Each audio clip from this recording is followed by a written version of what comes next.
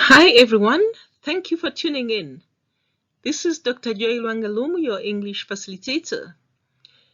Today we are going to consider one of the most challenging topics in academic writing, which is how to craft a cogent blueprint for your argumentative essay.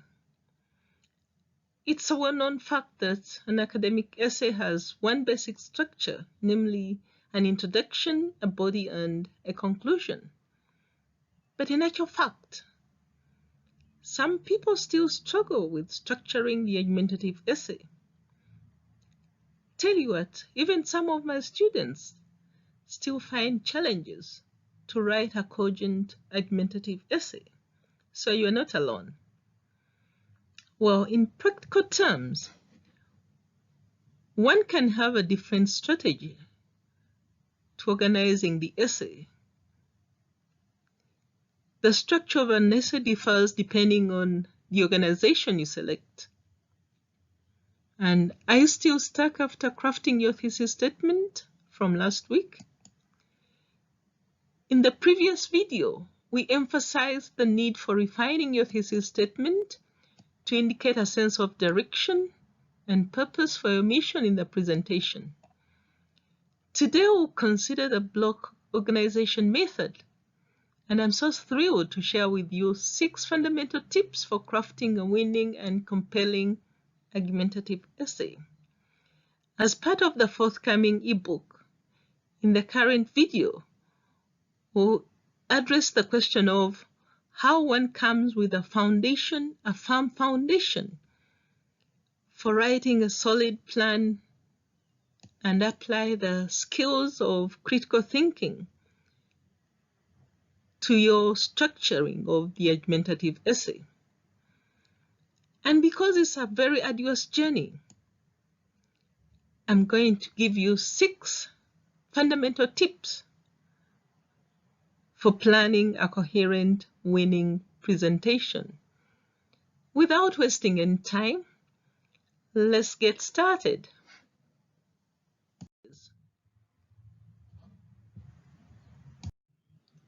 Well, we said the first tip to consider in order for us to write a winning academic argument was critical thinking. And I said that it's important that we understand the definition. Let's counter-check what you put down as your answer to the question, what is critical thinking? You agree with me that some people confuse critical thinking with criticizing, which has no planning at all. But the two are fundamentally different. Critical thinking is purposeful and has several definitions. In this presentation, we'll consider critical thinking as an active process that is skillfully used for planning, analyzing, synthesizing, and evaluating information to reach an answer or a conclusion, or even you set goals. It's guided thinking that is concise, rational, open-minded, and supported by facts. It's not simply the normal criticizing we know. It entails making rational judgments that are coherent and valid to your purpose. And I mentioned the word purpose because I would like you to revisit the question. This is where your purpose is found. From the way the question has been phrased, you get the approach you're going to use. And this gives you the purpose for your essay. It gives you direction. If you don't refine your purpose, you will not get your planning right. Because critical thinking is a process that entails planning, researching, reading texts, understanding, presenting facts, analyzing them, synthesizing evidence, and evaluating it in a rational manner so that your reader can understand what is going on, so that your audience can be convinced by what you're trying to argue about. It entails questioning information and opinions. It entails organizing your essay in a logical manner so that you come up with a coherent set of valid judgments. So you need to take the planning process seriously. It cannot be done in a rush. You need to plan ahead. It requires time for you to write a winning essay. You cannot rush it. Well, we have emphasized the need of applying the elements of critical thinking to the first process of brainstorming on our favorite topic. By blueprint, we said we needed a framework of components or elements like what you have in a toolkit to help you plan and organize your ideas logically into paragraphs for successful academic argumentative presentation of your main body of the essay. Although this year I'm celebrating 25 years of 21 English second language teaching at the University of Johannesburg, Soweto campus, and 39 years of English second language teaching, I still feel that there are more tips, techniques, and strategies which you can use to share with one another in order for you to compile a winning and outstanding academic essay. So in the next tip, we are going to consider how to organize these components well, because without proper organization, you won't be able to craft a winning essay. But before we start on this difficult journey, we need to understand what we are dealing with. What is an academic argumentative essay? What is an academic argument? And what does writing an academic argumentative essay entail? First off, what's an academic argument? It's a set of claims supported by premises leading to a conclusion. Normally, the topic is well researched and coherently structured in response to a set of claims or one claim. It's an opinion presented by critically analyzing the relevant evidence. The sub-claims or the supporting details should be unified to the main claim logically, and they should be like forming a transition from one idea to another to ensure cohesion between the paragraphs. That glue has to be there so that you form a cohesive structure. So in the next slide, I would like us to consider the basic components of an academic argumentative essay. If you can please get a piece of paper, jot down for me what you think would be the basic components of a winning academic argumentative essay. Let's get started. I'll give you 1 second for that. Well, the third tip is very important because it lays the foundation for your entire essay. You need to know how to organize your essay well so that you have the necessary components. We've got the basic 5 structure, whereby you've got the introduction, which has sub-elements such as the background information, where you contextualize your topic by citing one source or two. Next, you move on to the definition of terms. This is where you define the keywords. And then you've got the main claim, which is restated in form of a thesis statement, which gives an overview or mission statement for your entire essay. Next, you move on to the entire body, which has basically 3 paragraphs. In the first paragraph, you elaborate on your main thesis by giving premises, evidence, reasons, examples, or illustrations. Next, you move on to the interpretation of the evidence by evaluating the reasons or the premises you've used in the previous paragraph. And then you move on to the counter-argument. This is where you accommodate the opposition. Lastly, you move on to the conclusion, where you summarize the main points, and you might want to refer to the thesis statement to remind your reader of what your claim is all about. And finally, you give the final verdict, whereby you try to persuade and convince the reader to see your point of view, and then you can decide to give recommendations or suggestions.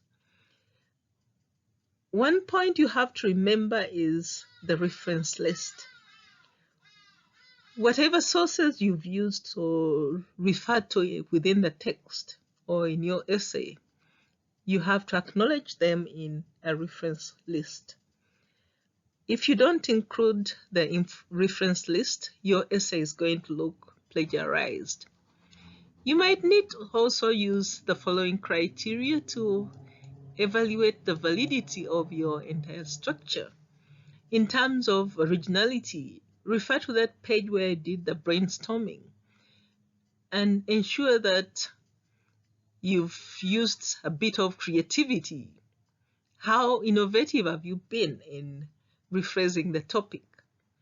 What about unity? How relevant are the main points and supporting details you have to convince the reader? What about clarity? What strategies are you going to use to bring about clarity and coherence in order for you to organize your ideas logically? What about comprehensibility? What techniques are you going to use to ensure that whatever you are going to write is understood by your audience? All these need proper planning. You cannot just start scribbling and you think you get 100%. You have to take time and plan your essays well. Imagine yourself as planning an exciting but arduous journey from planet Mars to global planet Earth. You are the driver of a hot air balloon. You need to know where your useful tools are and how you are going to manipulate these elements to steer the hot air balloon in the right direction.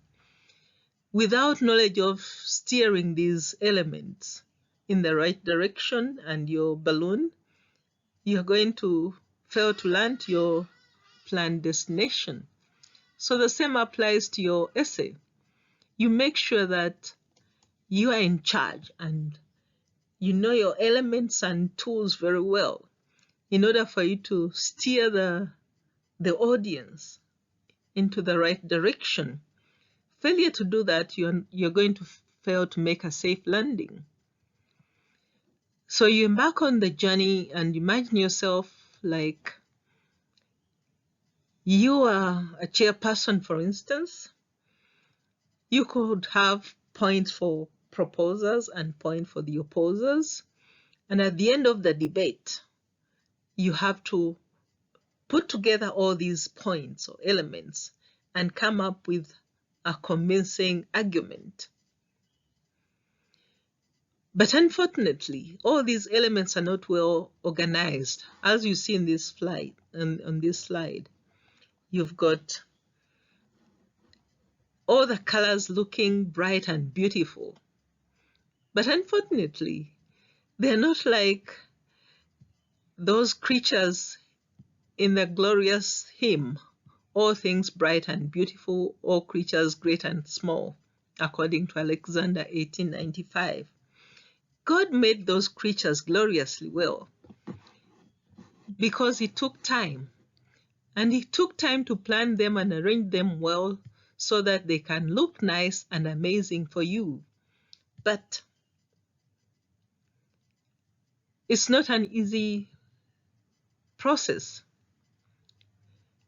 You need to take time to plan your work and see which element you're going to put first, which you're going to put in the middle, and which you're going to end with, so that you end up with those creatures gloriously well arranged and looking so wonderful and amazing. Your aim is to compel your reader to read your essay until the end so that they are convinced and can see your point of view. So take time to organize your work. Don't rush it. You need to know the structure components very well in order for you to compose a winning, convincing, argumentative essay. You could have basically 500 words. It could have basically 5 pages. These are just guidelines. No one is going to sit there and start to count those words. They are just a guide. And no one is going to say, oh, your essay has got more than 5 main parts. You are not going to pass it. So this is just a guide to help you understand and formulate a well-organized essay. Next, we move on to the counter-argument, because it's a very important aspect. We are going to consider it in more detail in the next slide. Well, in tip number 4, we address an important question. What is a counter-argument? It's a disagreement made using evaluative claims to indicate opposing views. It's an acknowledgement of the opposition responsibly and rationally. It shows that you're objective and you're giving a fair response or defense that refutes the main claim. Therefore, it's vital to anticipate and address the counter-argument. Because if you don't do so, it will be like having a debate which is one-sided. If you're the chairperson and you've got a debate which has got only proposers, do you think you get a fair hearing? You need to consider the opposition as well. So the counter-argument ensures that you're objective and you're responding to the claims fairly. Well, the 5th tip requires to understand why we need an academic counter-argument. What's a counter-argument in an academic essay? What's the significance? First off, it strengthens your argument and indicates understanding of the sources consulted and awareness of the sources. It removes skepticism from the audience and convinces them about your rationality. The thesis statement presents your mission, but the counter-argument demonstrates that you have ability to show critical thinking and respect for other views pertaining to the thesis statement. So the use of a counter-argument helps you to accommodate the opposing views with respect and deal with them in an objective manner so that you can accommodate disagreement. It shows that you are aware of the difference between critical thinking and criticism. We said that the latter focuses on negatives, but this one gives a well-balanced view of your main claim. It gives the weaknesses as well as links up to the strengths which we've discussed earlier. Well, tip number 6 summarizes what we've been talking about. It addresses an important issue of what are the best conventions of writing the conclusion. You have to indicate the summary of the main points, restate the initial claim or point of view so that you get a link to the introduction. Lastly, you give the final verdict where you indicate the implications of your findings to society. You can decide to call for action or call for further research. In short, restate the ideas contained in each of your topic sentences briefly and precisely. And remember to restate the thesis statement to create a direct link with the introduction. Clearly also restate your point of view and main argument to show that all the goals outlined in your introduction have been fulfilled. That way you'd be in a position to write a winning, compelling, and convincing argumentative essay, which can make you meet your goals. Thank you so much for tuning in. Stay safe and blessed. Till next week, where we discuss the basic elements of an introduction. Cheers. Bye-bye.